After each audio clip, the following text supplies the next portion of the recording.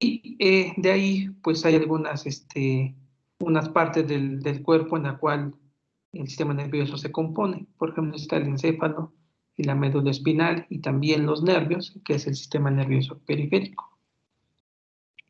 De ahí, por ejemplo, aquí está una parte del cerebro en el cual todas las señales que se generan cuando una persona quiere mover un pie o quiere mover un músculo o parpadear, se generan en la parte del cerebro y de ahí pues empieza a bajar la información hacia el músculo.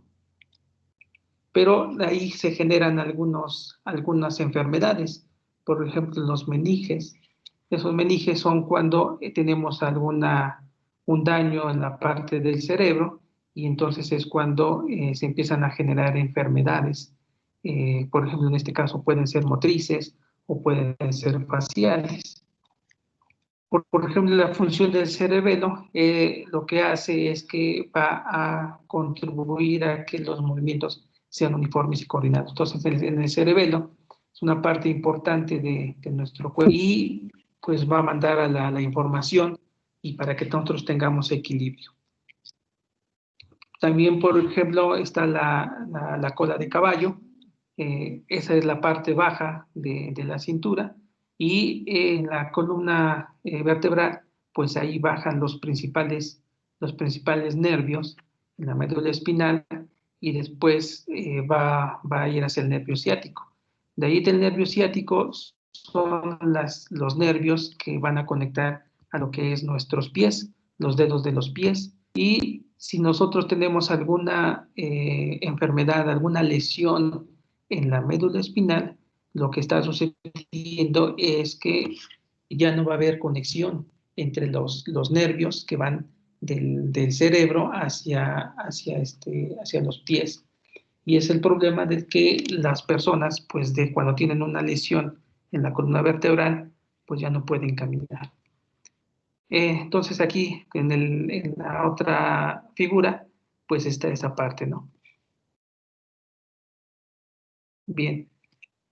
Nuevamente, enfocando más al sistema nervioso, ya lo podemos ir verificando más y, por ejemplo, se van estudiando por ciertas partes del cuerpo o hacia dónde va, ¿no? Por ejemplo, tenemos el nervio ciático, tenemos el nervio peroneo y después, conforme tenemos este sistema nervioso periférico, pues uno puede identificar las enfermedades que se van generando. Por ejemplo, aquí le dice, los motores llevan los impulsos del cerebro hacia los músculos. En este caso, en esta imagen, tenemos los nervios que van hacia el estómago. De hecho, también hay comunicación entre el estómago y el cerebro. Cuando ya el cerebro dice, oye, pues ya tengo hambre, y el, el estómago le dice, pues espérate, estoy procesando la información y ahí te van los nutrientes. Entonces, todo órgano que está en nuestro cuerpo siempre va a recibir alguna información. Por ejemplo, aquí está en pleno preaxial, ahí es por donde pasan los nervios que van hacia los brazos, el brazo izquierdo, brazo derecho, o también la otra parte que habíamos dicho, el nervio ciático, que eso va hacia los pies. Bueno, pero de ahí, les decía, se van generando algunas enfermedades del sistema nervioso. Entonces, por ejemplo, cuando tengo mi sistema central, puedo ver lo que es la encefalitis, la meningitis y así algunas otras enfermedades que esos van a generar, por ejemplo, el Alzheimer o también el trastorno de Tourette. En el caso de periférico, eso se refiere más a los brazos y hacia los pies. También hay trastornos, por ejemplo, cuando tú sientes hormigueo, es un trastorno sensitivo y eso es nuevamente porque nuestro sistema nervioso está padeciendo alguna enfermedad. Y bueno, eso es algo importante porque nosotros como investigadores, pues tenemos que investigar esa parte para poder darles una cierta solución a esas enfermedades del sistema nervioso. Y por ejemplo, si es que alguien tiene una enfermedad como la de Parkinson, entonces la pregunta es esa, ¿cómo tú puedes hacer que ese movimiento de las manos que sea de Parkinson, pues en lugar que tenga, se esté moviendo tu mano, así sin control, pues ahora tú puedas diseñar un tipo de control de tal forma que esa enfermedad de Parkinson pues sea menor. Se puede hacer, los médicos lo que hacen es la investigación de la medicina para reducir eso, pero también nosotros como ingenieros también podríamos investigar en ello. Bien, de aquí, como había dicho, dependiendo de la parte del órgano del cuerpo humano, se van relacionando las señales biológicas. Entonces, por ejemplo, puedo tener señales del obtener señales oculográficas. La primera, por ejemplo, es las señales encefalográficas. Esas señales encefalográficas se refiere a las señales del cerebro. Entonces, se generan 4 tipos de señales, que son las alfa, beta, teta y delta. Cuando nosotros pensamos en alguna actividad o estamos recordando alguna película que hemos visto, nuestro cerebro comienza a generar esos tipos de señales alfa, beta, teta y delta. Pero son señales muy pequeñas. Por ejemplo, aquí le estoy mostrando de 50 microvoltios, también de unos 100 microvoltios. Y lo que uno puede ver es que no son señales periódicas. Entonces la pregunta es, ¿puede ser que sea una señal caótica? Y bueno, se ha visto que sí hay algunas señales encefalográficas que sí son caóticas. Entonces tendremos que investigar esa parte. Por ejemplo, aquí en la figura que está abajo, en la curva, ahí pueden ver cuando una persona abre los ojos y aquí cuando una persona cierra los ojos. Entonces, esas son las señales encefalográficas que uno puede ir verificando. Sin embargo, tendremos que hacer electrónica, tendremos que hacer control, primero para detectar esas señales alfa, beta, teta, delta, y después hacer una caracterización para que después la podamos amplificar y podamos hacer una aplicación. Dentro de las otras señales biológicas, por ejemplo, están las del corazón. Entonces, el corazón es un órgano que sí podemos detectar muy bien las señales cardíacas. Y, por ejemplo, aquí vemos cuando tenemos un ritmo normal, por ejemplo, cuando tenemos una arritmia respiratoria y cuando tenemos, por ejemplo, marcapasos o de migración de marcapasos. Aparte de esa, tenemos las señales mioeléctricas o miográficas. La señal miográfica se refiere a todos los músculos. Entonces, al inicio de la plática les decía, cuando movemos un dedo, lo que es un músculo, entonces lo que hace nuestro cerebro es mandar toda la información a través del nervio y llega al final del dedo índice, y lo que hace es que lo contrae o lo expande. Entonces de ahí tendremos que hacer algunas aplicaciones para poder realizar nuevamente unas aplicaciones que queramos. Para eso, en nuestro grupo de investigación, lo que hemos hecho es diseñar un amplificador, es un amplificador de instrumentación, pero a diferencia de los otros amplificadores que son basados en amplificadores operacionales, lo que hemos hecho es desarrollar un amplificador basado en OFCC, que es un Operational Floating Current Conveyor. Y con ese amplificador hemos logrado detectar señales mioeléctricas del brazo izquierdo de un alumno.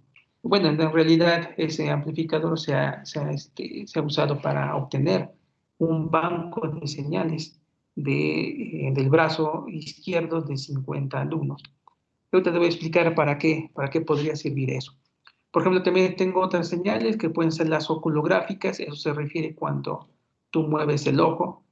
Si lo mueves hacia la izquierda o la derecha, vas a generar una señal que es del ojo, y entonces se van a llamar oculográficas. Dependiendo del órgano, va a ser el nombre de la señal.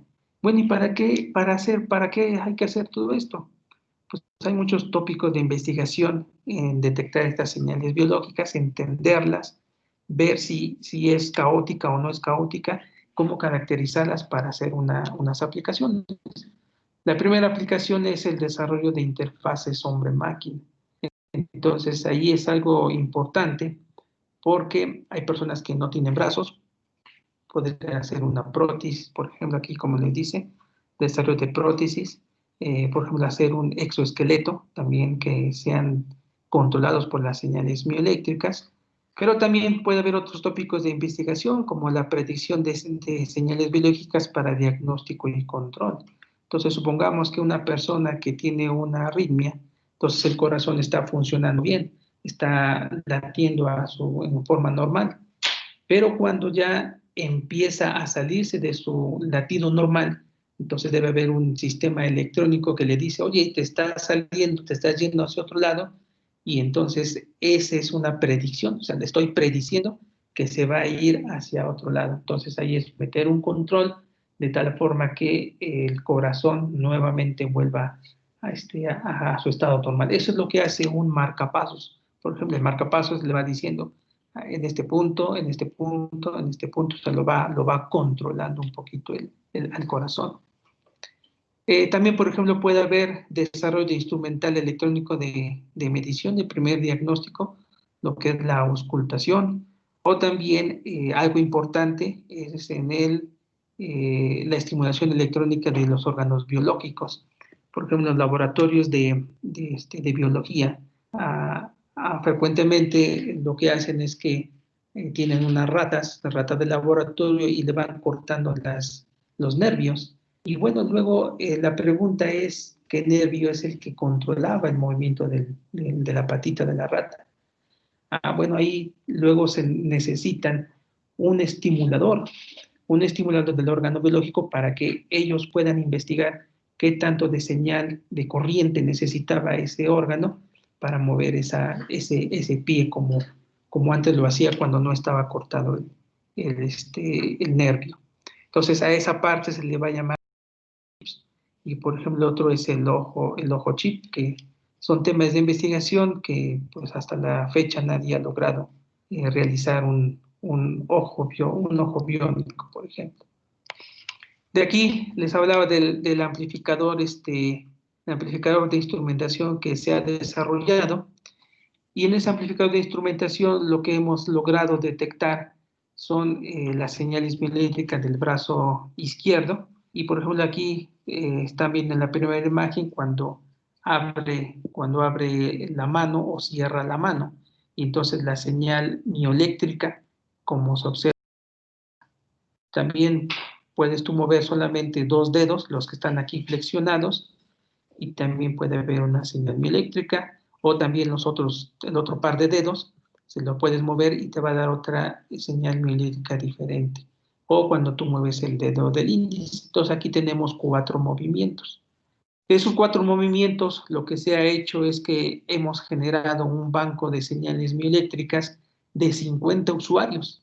Entonces, en esta pequeña tablita o en esta gráfica, lo que tenemos son 50 señales miográficas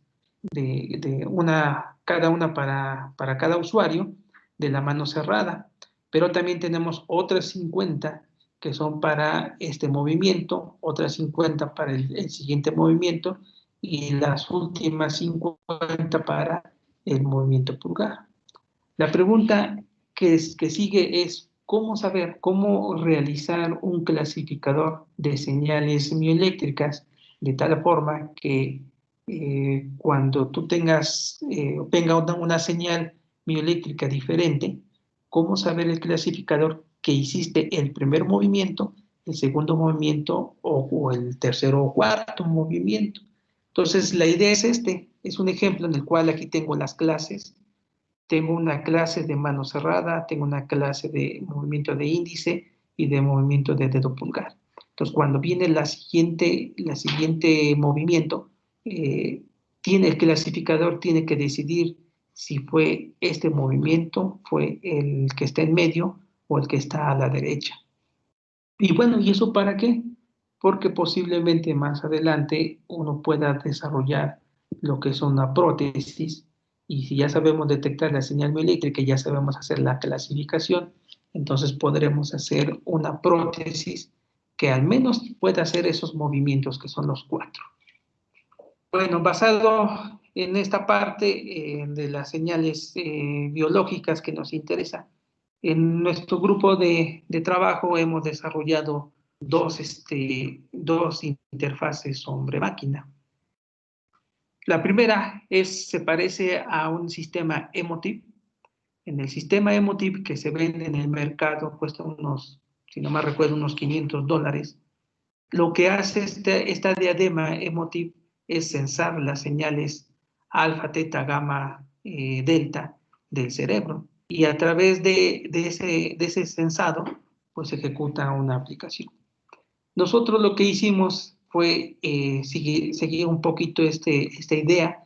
Sin embargo, no tenemos la capacidad todavía para censar esas señales, pero sí tenemos la capacidad de, de censar las señales bioeléctricas. Entonces, en este trabajo, es un video que les voy a mostrar. En este trabajo, y ustedes lo van observando, lo que hace es que la persona, a través de un teclado virtual en la computadora, el usuario puede escribir. ¿Y cómo lo hace? Pues nada más es haciendo movimientos de la cabeza y también con los parpadeos. Entonces, va detectando los parpadeos, va detectando el movimiento de la cabeza, de tal forma que lo hemos probado con algunas personas que son cuadraplégicas y entonces ellos ya han aprendido un poco a utilizar la computadora, pero es de esta manera. Entonces, lo hemos llamado un mouse MEMS porque es basado en un acelerómetro. Si pueden ver aquí en la cabeza de Juan, es el estudiante que hizo el trabajo, y está toda la electrónica que lleva en esta parte. Y tiene unas gafas, en el cual las gafas tienen una parte de electrónica en el cual va detectando los guiños oculares. O sea, cuando tú parpadeas de una forma normal, no lo detecta. Pero cuando tú haces un parpadeo, que tú lo quieres hacer una acción de parpadeo, entonces él sí lo va a detectar. Esa es la primera, alguna interfaz hombre-máquina que hemos desarrollado y pues que sí funciona al 100%. Bueno, basado en esos proyectos que hemos visto, en este proyecto que hemos visto, también en la comunidad, en la sociedad mexicana, pues hay una parte vulnerable de personas que son las personas cuadraplégicas, las de capaces diferentes. También en eso hemos investigado un poquito y nos hemos dado cuenta que hay personas que son completamente cuadraplégicas y no pueden mover las extremidades. Sin embargo, sí pueden mover la lengua, sí pueden mover los ojos, sí pueden mover la cabeza. Y basado en esto, hemos desarrollado otro proyecto, que es el que van a ver abajo. En el video, ahí la señora Lupita, ella es una persona cuadraplégica y ella no puede mover sus extremidades. Pero hemos desarrollado esa silla de ruedas y como ven en el video, la señora Lupita puede mover su silla de ruedas completamente sola. Y nuevamente tiene su sistema de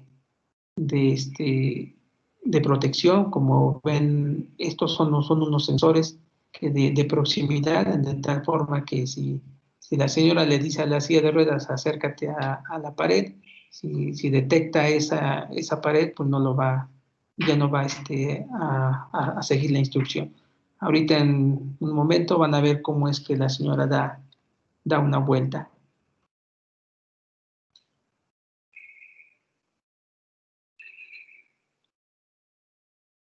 Y bueno, esa es una interfaz hombre-máquina que lo hemos desarrollado y sí funcionan, les decía, al 100%.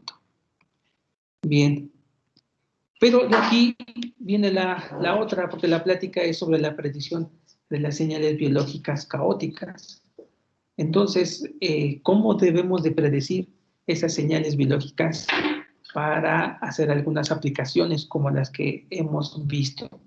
Un ejemplo, aquí tengo una señal del corazón con murmullo, tiene una cierta enfermedad, y la otra es la señal del corazón sano. De aquí nosotros podemos construir lo que son sus atractores, lo que es su plano de fase. Y por ejemplo, cuando está una señal sana, es este atractor. Y cuando tengo una señal con murmullo, es esta señal. Entonces de aquí tenemos que hacer electrónica para poder decirle al corazón que cuando tengas este comportamiento, pues pases hacia este comportamiento. Bueno, de aquí la pregunta es cómo lo tendremos que hacer. Bueno, hay algunos tópicos de investigación que podremos desarrollar. Uno es desarrollar modelos de comportamiento con altas prestaciones para predecir señales biológicas caóticas, porque aquí lo hacemos con una serie, o sea, vamos detectando las señales, pero a veces no es tan bueno esta serie, entonces tendríamos que verificar otra parte. Y la otra es desarrollo de técnicas de análisis y predicción de señales biológicas caóticas. Esos son algunos dos temas de investigación importantes que podremos, el que esté interesado más adelante, podremos hacer un buen trabajo de investigación. Para ello, como este es un comportamiento caótico, entonces tendremos que estudiar primero los circuitos caóticos. De los circuitos caóticos hay muchos, por ejemplo está el de Chu, el de Chen, el mapa logístico, el mapa de Enon o de Lorentz, y también está lo que es las funciones saturadas. Lo que hemos investigado bastante es la de las funciones saturadas, de cómo es que se comportan y cómo es que se generan. Y una vez que hemos tenido ese background de cómo se genera la señal caótica, de hecho aquí en las últimas dos gráficas se ve la parte experimental y también a qué frecuencia está trabajando. A partir de ello, lo que hemos desarrollado es cómo hacer primero una síntesis de un sistema caótico en un sistema embebido, que ahí puede ser en un microcontrolador, en un DSP, un FPAA o un FPGA. Lo que hemos utilizado es la FPGA, de tal forma que nosotros podamos construir ese sistema caótico y reproducirlo. También en microcontroladores, por ejemplo en Arduino lo pueden hacer, o en el DSP también se puede realizar, se puede programar las ecuaciones de comportamiento de cada atractor. Y con ello ahora viene la pregunta, ¿cómo lo debemos de predecir? Bueno, para eso lo que hemos hecho es a través de una red artificial. De tal forma que aquí voy a ir metiendo la señal xn-1, xn-2, xn-3, dependiendo aquí del tamaño que quieran las neuronas de entrada, y debo ir construyendo una red neuronal. Sin embargo, aquí la pregunta es, ¿qué tamaño de red neuronal debe de ser? ¿Cuántas neuronas debo tener en la entrada? Esas sí las puedo conocer, y la salida también, porque no solamente quiero una. Pero en el interno no sé a priori cuántas neuronas por cada capa oculta debo de utilizar. Porque si utilizo una red neuronal muy compleja, lo que va a hacer es que se va a tardar muchísimo en hacer el procesamiento de la información. Pero también si tengo neuronas y capas ocultas y neuronas con muy pocas, lo que va a suceder es que no va a predecir el comportamiento. Esto es basado nuevamente en una neurona. Es una neurona que tiene sus dendritas, tiene su soma, tiene su axón, y cuando se conecta en el axón, se conecta con las dendritas de otra neurona, pues se le va a llamar la sinapsis. La sinapsis es la transferencia de la información, y una red neuronal pues es basado en ese comportamiento de una neurona biológica. Nuevamente, eso se puede modelar, cada neurona se puede modelar de esta forma, en el cual, ya me pasé, en el cual pues voy a tener mis funciones de activaciones y voy a ir construyendo lo que es la red neuronal. Hay algunas funciones de activación que se utilizan, por ejemplo, es esta, la del escalón, lo que es la función sigmoide, y esas son las importantes para hacer que una neurona se active o se desactive dependiendo de la información que le está llegando. Bien, de aquí lo que se ha hecho es que se ha construido en el FPGA esa red neuronal para construir una señal caótica. Y una vez que tengo esa señal caótica, debo de predecir también esa señal caótica. Cuando se construye una red neuronal, debo de tener datos para entrenamiento y debo tener datos para comprobación. Y una vez que tengo eso, pues puedo reconstruir. Entonces la idea es que si yo ya entrené mi red neuronal con unos datos de unas señales caóticas, ahora debo de reconstruir las señales caóticas. Y esa es la característica que tiene una red neuronal, que puede predecir el comportamiento. Y bueno, de ahí nuevamente lo que se ha hecho es que esta es la red neuronal que se ha construido en el FPGA. Y bueno, aquí pueden ver cómo está construida completamente esa red neuronal. Y una vez que tengo esto, pues hay que construir, ahora sí hacer un poco de cómputo, hacer todas las conexiones que se necesitan para ir generando esas señales caóticas y ir prediciéndolas. Y por ejemplo, aquí están los resultados, en el cual tengo esta señal caótica y luego tengo estas, la señal las que se van prediciendo. Y ese es el error entre las dos señales que están aquí. Bueno, y como podemos ver, pues sí, el error es muy bajo, aunque tendríamos que mejorar todavía el comportamiento de la red neuronal para ir bajando el error. Pero también tenemos que investigar cuál es la mejor, como les decía al inicio, cuál es la mejor red neuronal que debemos utilizar. Si tenemos 3 capas, 4 capas o 6 capas, y también por cada época. Entonces, si nosotros logramos que la red neuronal se entrene lo más rápido que se pueda, pues adelante. Y también tenemos que ir checando lo que es la tasa de aprendizaje. Si tengo una tasa de aprendizaje muy alta, pues lo va a hacer muy rápido, pero la red neuronal tiende a oscilar, no va a converger a la solución. Si voy bajando la tasa de aprendizaje, entonces posiblemente la red neuronal sí va a converger a la solución, pero va a necesitar mucho más épocas. Y bueno, hay que ir investigando esa parte. Esa es una pregunta abierta que hasta la fecha pues nadie ha dado con la respuesta en el cual diga para esta aplicación tú necesitas tantas neuronas y tantas capas ocultas. También en el tiempo, por ejemplo, cuando tengo diferentes tipos de redes neuronales, ¿qué tiempo es el que se está ocupando? Por ejemplo, en esta, pues estoy viendo que son hasta 300 segundos. Entonces sí se lleva bastante tiempo. Entonces imagínense, si está el corazón y se está saliendo de su comportamiento normal y está haciendo un comportamiento caótico, el circuito que hagamos con una red neuronal, pues va a tardar todavía 300 segundos para que diga, bueno, ya se está saliendo, pues ahora sí de su funcionamiento normal.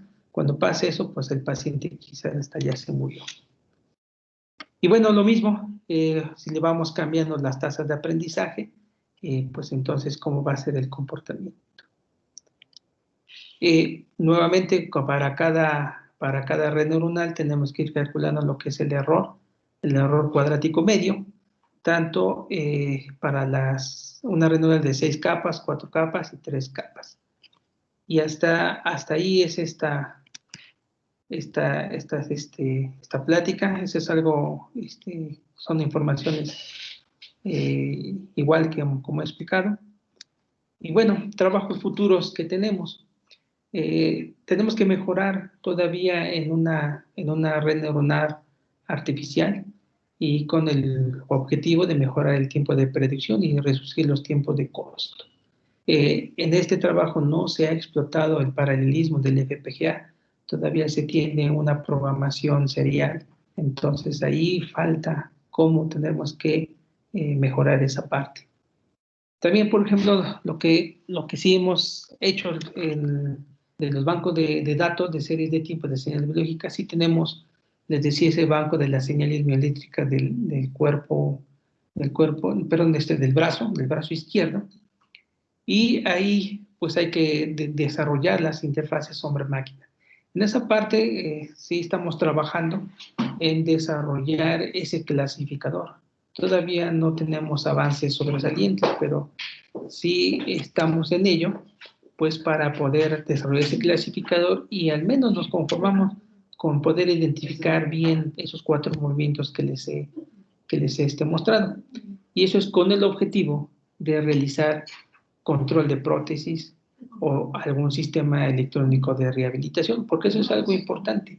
A veces en la parte médica necesitan un sistema electrónico para que rehabilites al paciente y pueda volver a tener ese movimiento de los dedos o ese movimiento de los pies. Entonces, se necesita esa parte para que le ayude al sistema nervioso volver a encontrar su estado normal. También es necesario investigar otras topologías de RNA, por ejemplo, pueden ser las recurrentes o pueden ser las de impulso. Últimamente se ha visto que las redes neuronales artificiales de impulso, se llama Spike, pueden ser buenas en desarrollar eso. Explotar el uso del DSPA y también explotar el uso del FPAA. Aunque, bueno, estamos viendo que creo que el FPAA quizás no sea bueno porque está limitado en la frecuencia. Bueno, pues eso es todo, muchachos, y pues muchas gracias por su atención. Muchas gracias, doctor. Vamos a pasar a la parte de preguntas. Entonces, ya saben, jóvenes, si quien tenga alguna pregunta, levanten la mano para que le demos la palabra. Ortiz, adelante.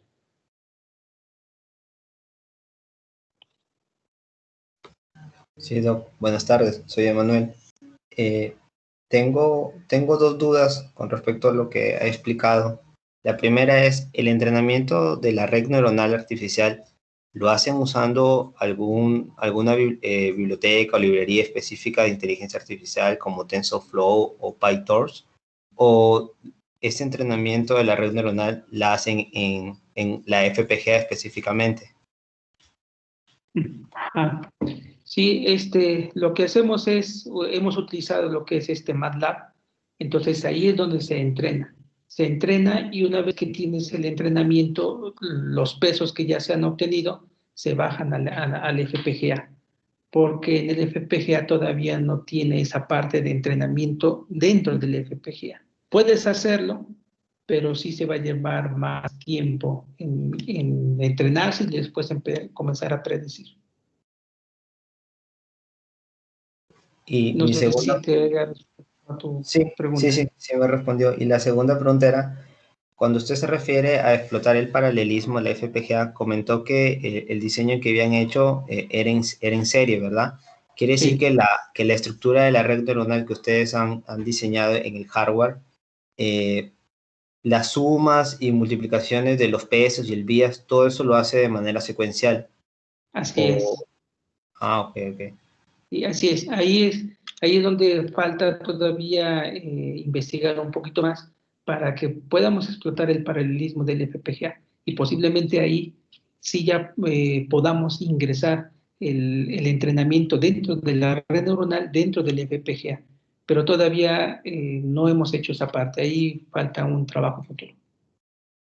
Sí, yo nomás como comentario, como último y aparte, yo sí, implementé una convolución, una red neuronal convolucional en una FPGA y sí logré hacer algunas partes en paralelo de la red, solo que sí me vi limitado a la cantidad de DSP que manejaba la placa que usé en esa ocasión, pero sí me di cuenta que al momento de paralelizar gran parte de la arquitectura, ¿no? De las operaciones que realiza la red neuronal, sí, el tiempo sí se veía bastante disminuido al momento de darme la respuesta.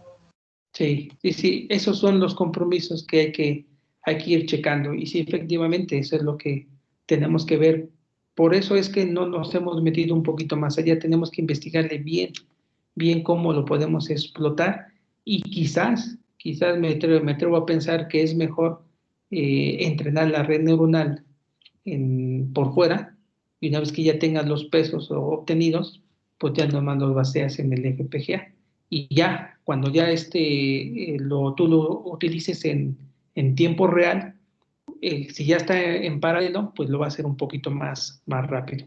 Eso es lo que esperamos. Sí, muchas gracias. Gracias, Emanuel. ¿Más preguntas? Yo tengo una duda, Carlos. Sí. Cuando presentabas en una diapositiva el desarrollo que hicieron de la silla de ruedas, una lámina antes comentabas acerca de la diadema esta de Emotiv, que es una diadema, me parece que bueno, hay varios modelos. Unos tienen, creo que 5 canales, otras tienen más. La duda que tengo es si la que ustedes hicieron también trabaja con las señales de la corteza cerebral o cómo ustedes procesaban la señal para la aplicación de la silla, porque por ejemplo las Emotiv vienen con sus apps, ¿no? Y hay unas apps así muy entretenidas donde te entrenas en el uso de la diadema y puedes, por ejemplo, mover ciertas cosas, ¿no? Solamente con imaginarlo, ¿no? ¿Ustedes trabajaron de forma similar o cómo es? Si nos pudieras comentar un poco más al respecto, por favor. Sí, bueno, como habías dicho, Luis, la diadema Emotiv, esa sí puede detectar las señales electroencefalográficas. Sin embargo, nosotros en nuestro grupo no tenemos todavía esa habilidad para desarrollar este tipo de diademas de Emotiv. Entonces, lo que nosotros vimos, porque queríamos hacer una aplicación hacia las personas cuadraplégicas, hicimos un estudio de cómo es que las personas que tienen ese tipo de, no quiero llamarles enfermedades, pero ese tipo de habilidades, lo que hicimos fue hacer un estudio y de ahí nos dimos cuenta que una persona cuadraplégica sí puede mover todavía sus dedos, sí sus dedos, pero muy poco, puede mover sí su cabeza, puede mover su lengua, puede respirar, puede mover los ojos, aunque el resto del cuerpo no esté quieto. Entonces lo que hicimos es hacer un sistema de control que está en la cabeza del usuario e hicimos un estudio de la persona cuadraplégica de que hasta qué ángulo puede inclinar su cabeza hacia la izquierda, hacia la derecha, hacia el frente o hacia atrás. Basado en eso, ahora sí imagínense como si fuera un cono que está en tu cabeza. Y a partir de eso empezamos a verificar hasta qué ángulo el usuario cuando mueve su cabeza hacia la izquierda pueda ejecutar una acción.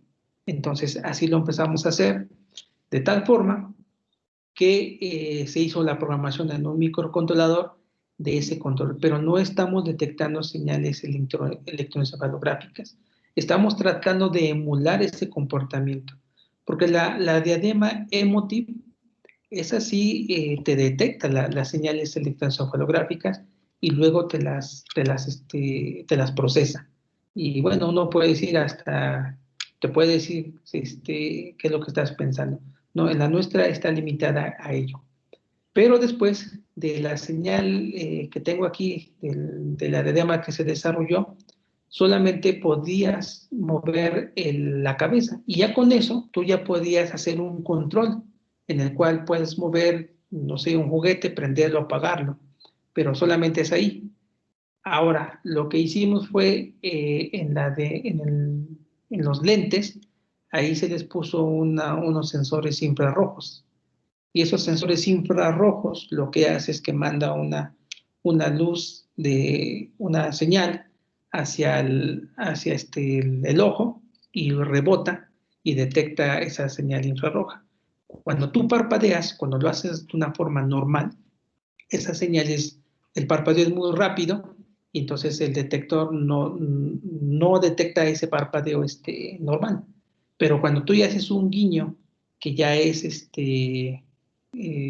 por así que tú lo quieres hacer, entonces sí detecta esa parte. Solamente ahí hay que mover los tiempos de detección. Cuando pasa eso, lo procesa igual el microcontrolador y ya ejecutas la acción.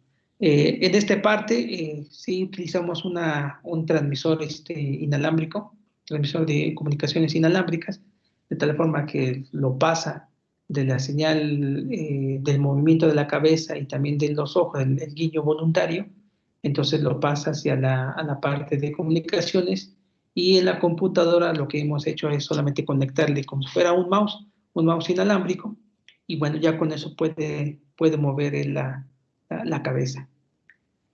Ahora, con la silla de ruedas es algo similar. En los primeros prototipos que comenzamos a hacer, el de la silla de ruedas, sí detectábamos las señales oculográficas, las del ojo cuando tú tenías movimiento de ojo. Sin embargo, sí es muy complejo porque primero son los sensores. Entonces tenemos sensores 3M se le llaman, en el cual la persona te los pones y empieza a detectar si lo hace bien, pero después con el tiempo la sudoración, el desgaste del mismo sensor ya no se pega muy bien a la piel, y entonces pues empezaba a tener problemas. Ahora, sí es invertirle dinero, sí es decir, bueno, voy a comprar otros sensores que sean mejores, pero también vimos que es algo, pues quizás no bueno, que una persona cuadraplégica pues vaya con los sensores ahí pegados en su cara o cerca de los ojos. Entonces por eso optamos cambiar ese proyecto y ya no utilizar los sensores de las señales oculográficas, sino es mejor hacer una diadema como se hizo con el proyecto anterior, y entonces nuevamente aplicar lo que ya habíamos aprendido con eso, aplicar al segundo. Y bueno, ahí sí se logró porque la señora Lupita, ella solamente le pusimos la diadema que está en su cabeza, y también ahí sí para cada usuario sí tenemos que verificar hasta dónde puede ella mover su cabeza, hacia la izquierda, derecha, enfrente o atrás, porque para cada usuario sí es diferente y ahí tendríamos que calibrar. Esto es ahora sí un poquito más explicado de cómo es que funcionan estos dos proyectos. Está muy interesante, Carlos. También el que me llamó la atención fue el que tú estás haciendo tu clasificación de señales, en este caso del brazo, ¿no? Del antebrazo izquierdo, me parece. Sí. Entonces, ahí no sé si están específicamente interesados nada más en la clasificación o ya están empezando a trabajar en algún tipo de aplicación o de prótesis.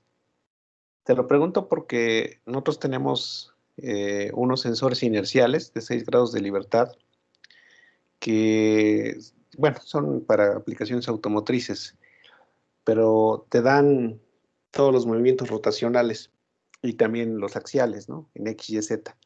Entonces, a lo mejor, utilizando este tipo de sensores, y fíjate que no son tan costosos como, bueno, ya si vas a poner muchos en la mano, pues sí, ¿no? En cada dedo que pusieras 2 o 3, pues sí, ya se elevaría mucho el costo. Pero este tipo de sensores podrían ser muy útiles para ya alguna aplicación, aprovechando ya el banco de datos que ustedes tienen, ¿no? Pero no sé si ustedes ya están en esa parte o siguen nada más en la parte de la clasificación. Ajá. Sí, mira, ahorita lo que sí ya tenemos hecho es esta parte, lo que es el prototipo del amplificador de instrumentación y toda la parte que lleva de seguridad, sí ya lo tenemos hecho. Eh, Ahora lo que hemos hecho es generar ese banco de señales. Te digo, son 50 señales para la acción de mano cerrada y para los otros 4 movimientos. Entonces, ahorita, en este momento, estamos en el desarrollo del clasificador. Entonces, hay un alumno en el cual tiene este banco de señales, ya están normalizados. Eso sí, tuvimos que seguir un patrón de cuánto era el peso de las personas, cierta estatura, cierta complexión y cierta edad también, porque si tú vas cambiando los pesos la complexión, esos datos, entonces las señales bioeléctricas también como que cambian, no son homogéneas. Entonces tenemos este banco de señales y ahorita en este tiempo se está desarrollando este clasificador. Todavía no lo logramos porque pues es un poco complejo. Ahora sí, las señales entre los 4 movimientos se parecen muchísimo. Y bueno, ahí primero hay que sacar las características. Tenemos muchísimos datos. Después de esos datos hay que aplicar una discriminación de la dimensionalidad.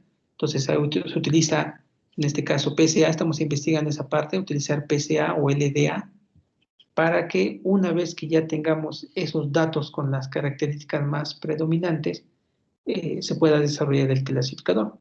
Para el clasificador, nuevamente, ya tenemos experiencia con redes neuronales, entonces lo podemos hacer con redes neuronales o con el método de vecinos más cercanos o con las máquinas de vectores de soporte. Pero todavía no llegamos ahí, apenas estamos en la parte de la normalización, de entender el PCA muy bien, el LDA muy bien, y una vez que ya tengamos eso, pues ya vamos a poder decir, bueno, aquí tengo esa es la idea, tengo aquí mi clase, esa es la clase de movimiento cerrado, la clase de movimiento de mano cerrada y movimiento de índice. Entonces la idea es que cuando venga un movimiento diferente, bueno, el movimiento para prueba, ¿dónde cae? Cae en esta clase, cae en esta o en esta. Y una vez que ya sepamos, entonces ya podremos ahora sí comenzar a construir una prótesis, un ejemplo, en el cual le digamos, seguro que quiso mover quiso hacer esta acción. Y es ahí cuando ya vamos a ir. Pero todavía falta mucho para hacer esa parte de la prótesis. Nosotros estamos enfocados más ahorita en desarrollar ese clasificador primero. Muy interesante, muchas gracias, Carlos. ¿Alguna pregunta más, algún comentario más de los participantes? Jorge, adelante.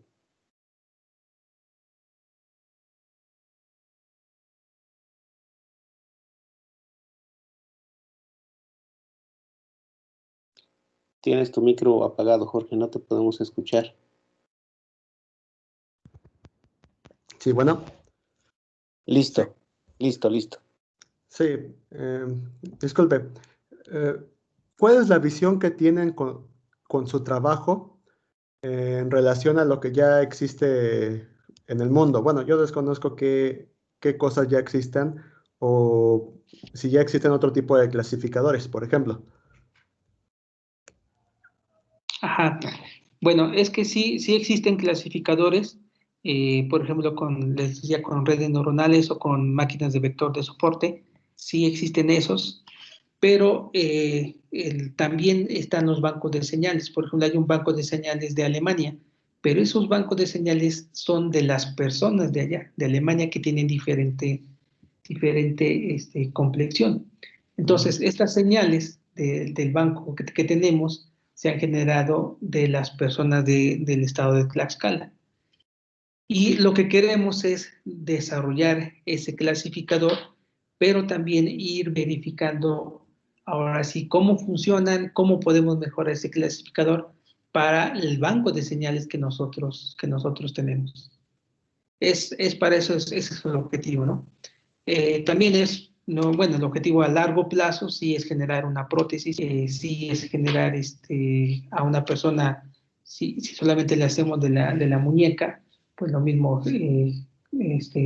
construir esa muñeca para poder ir aprendiendo de cómo son esas señales eléctricas y cómo es que uno puede construirlas. Ahora, otro objetivo a grande escala es porque si tú vas al mercado y tú quieres comprar una prótesis que tenga esas características, pues resulta que te va a costar unos 200,000, 300,000 pesos. Y ese es uno de los graves problemas, que porque la comunidad vulnerable de aquí de México, pues no tiene ese tipo de prótesis, porque todo eso es muy caro, porque eso tienes que hacer una importación. Entonces, si tú desarrollas tecnología mexicana, si tú lo vas haciendo, pues vas a ser más independiente de ello. Y es posible, y de hecho sí lo hemos visto, que tú puedes bajar los costos. El ejemplo es que cuando hicimos este proyecto, el de, el de la diadema, nos contactamos con una mamá del Estado de México, que ella sí tiene un hijo que tiene esas características. Y ella nos comentó, nos dijo que ella había investigado de cómo podría tener un sistema de tal forma que su hijo se comunicara. Nada más para comentarles, el muchacho se llama Iván, por eso aquí en el ejemplo dice, hola Iván. Iván, para comunicarse con su mamá a través de la computadora, para teclear solamente la letra M, se tarda alrededor de medio minuto. Para teclear la otra letra, la A, entonces es otro medio minuto. Y ella nos dijo que lo que ella había investigado era que esos sistemas que necesita su hijo para poder comunicarse, pues son de mucho coste. Ah, bueno, entonces el objetivo, ahí está un problema real de nuestra comunidad. Entonces, ¿cómo tienes tú que desarrollar tecnología mexicana para que resuelvas un problema real y también los costes sean más bajos? Como te decía, si haces una exportación, no, pues te va a costar muy caro. Ese es uno de los objetivos así a largo plazo que buscamos con este tipo de proyectos. Ok, gracias. Sí, Jorge. Gracias, Jorge. ¿Alguna otra pregunta? ¿Algún otro comentario? ¿No? Bueno, pues le damos entonces las gracias al doctor Carlos por su presentación. Fue muy interesante, doctor. El doctor ya nos ha dado otras pláticas anteriormente. Entonces, seguramente en el futuro lo volveremos a invitar, doctor, porque siempre nos presenta material muy interesante y que sobre todo ayuda mucho a nuestros estudiantes a conocer un poquito más acerca del panorama de las investigaciones que se están realizando en este caso, pues en otras universidades, en otros estados. Y entiendo que también es usted colaborador del posgrado. Entonces, seguramente en el futuro lo vamos a estar viendo seguido, ¿no? Por la codirección de tesis y todo este tipo de actividades. Sí, así es, Luis. Entonces esperamos que motivemos a los muchachos y si alguien está interesado en trabajar en alguno de estos temas, pues bienvenido. Seguro que sí. Muchas gracias, doctor. Bueno, jóvenes, entonces con esto concluimos el seminario de este viernes 9 de octubre y nos vemos el próximo viernes con la siguiente charla. Muchas gracias a todos y que tengan buena tarde.